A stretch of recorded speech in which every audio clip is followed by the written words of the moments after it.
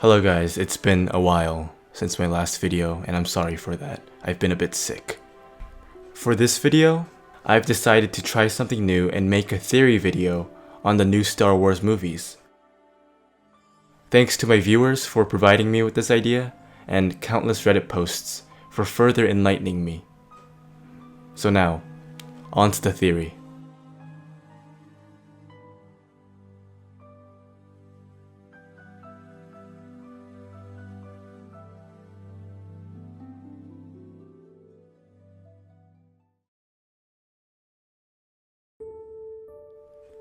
Revan is, in my opinion, the most influential individual in all of the Star Wars universe, famous for the discovery of the long-lost infinite empires Rakatan Starforge, its eventual destruction, his contributions into Darth Bane's rule of two, his love for Jedi Knight Bastila Shan, his role in her redemption, and, relevant to this video, his use of the mass shadow generator on Malachor 5, a planet that has been recently recognized on Star Wars Rebels by none other than Yoda himself.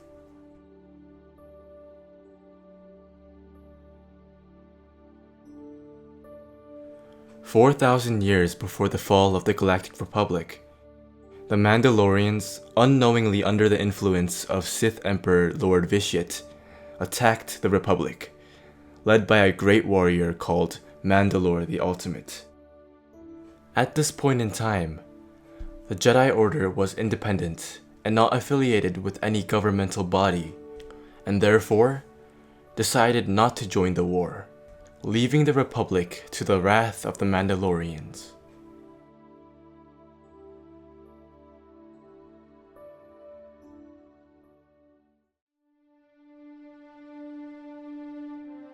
After a year of small conflicts known as the False War, the Mandalorians broke through the Republic's lines and besieged Terrace in 3963 BBY. They then proceeded to invade the Republic through 3 different directions in what became known as the Onslaught. For a while, all hope seemed lost for the Republic. The tide turned when a young charismatic Jedi rose up and joined the war. This Jedi was Revan, who, with his close advisor and friend Alec, joined the Republic military in combating the Mandalorians. Many Jedi, having been frustrated with the High Council's decision of inaction, joined Revan, a tactical genius, and won several major victories against the Mandalorians, reclaiming formerly lost territory. This action prompted the Supreme Chancellor of the Republic to appoint Revan Supreme Commander of the Republic's forces.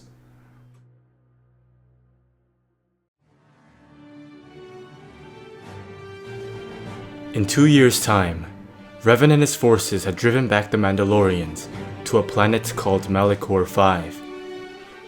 As the Republic and Mandalorian fleets battled above the planet, Revan personally defeated Mandalore the Ultimate in single combat. This act won him his trademark mask and the respect of all of Mandalore. However, tainted by the dark side and attempting to end the war once and for all, Revan authorized the activation of a superweapon known as the Mass Shadow Generator, which created a gravity vortex that was powerful enough to crush significant portions of both fleets into the planet's crust and fracture Malachor 5 to its very core. During the event, Malachor was broken into a fragmented cluster of planetoids that were only just fused together by the gravitational anomalies present in the system. And orbiting the broken remains was the wreckage of countless Mandalorian and Republic warships. All that remained on the planet's surface were the corpses of millions of Jedi, Republic soldiers, and Mandalorians.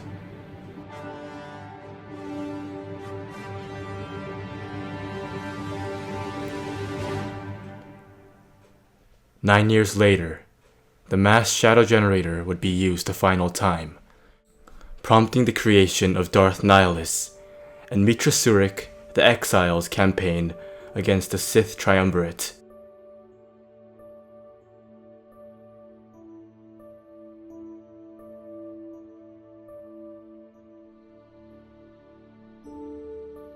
Afterwards, Revan and Malak, having defeated the Mandalorians and broken their fighting spirit, withdrew with the remainder of their fleet into the unknown regions, where, becoming corrupted by the Sith Emperor, turned to the dark side and invaded the Republic as Darth Revan and Darth Malak. The rest of the story you'll have to experience for yourself in Knights of the Old Republic, a game that I hold deeply to my heart and believe to be one of the most emotionally investing games I have ever played.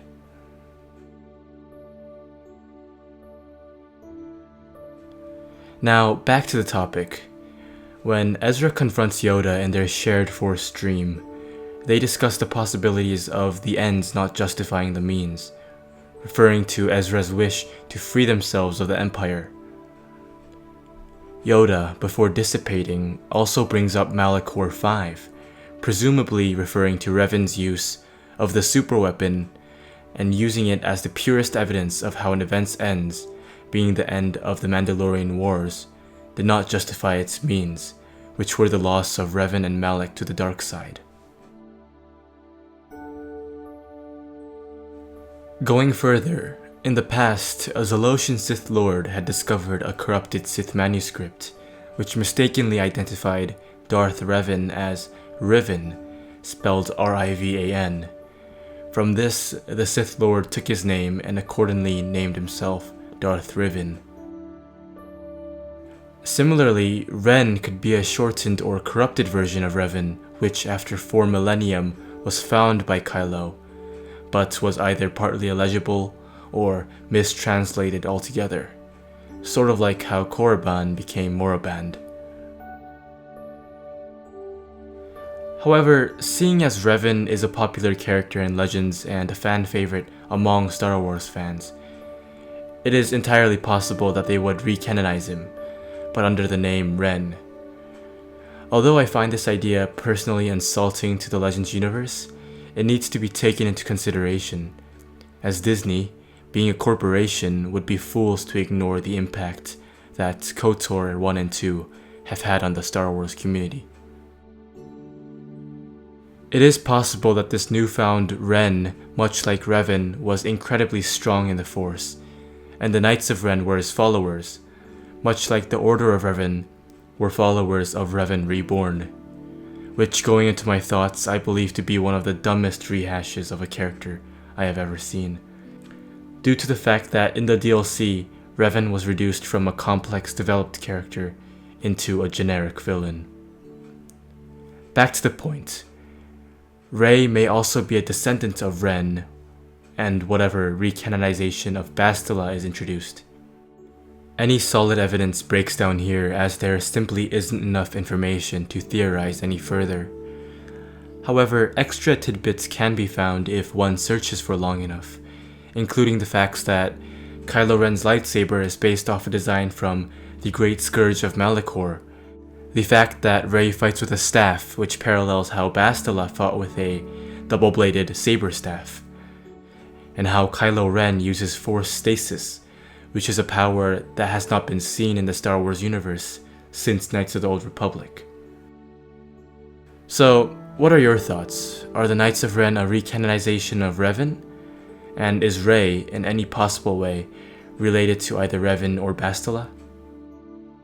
Thank you for watching my new attempt at a video, and may the Force be with you.